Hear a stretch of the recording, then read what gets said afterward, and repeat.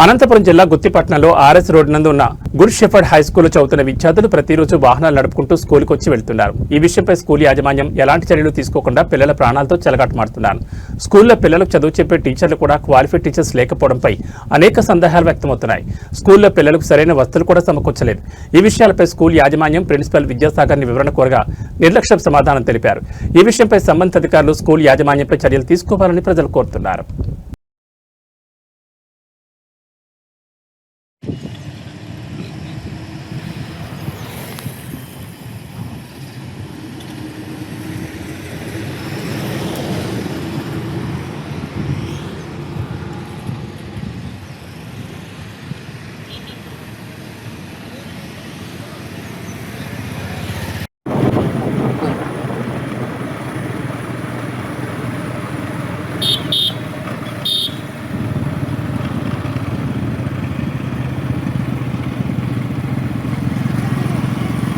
బాబు ఎన్న క్లాస్ రా నువ్వు?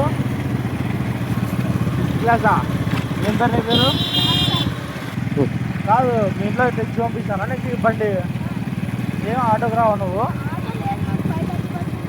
5:30 వరకు ఆటో ఉండదా? మరి మీ నాన్న పిచ్చుకోపడా వచ్చి రాడా? మరి జాగ్రత్త బా.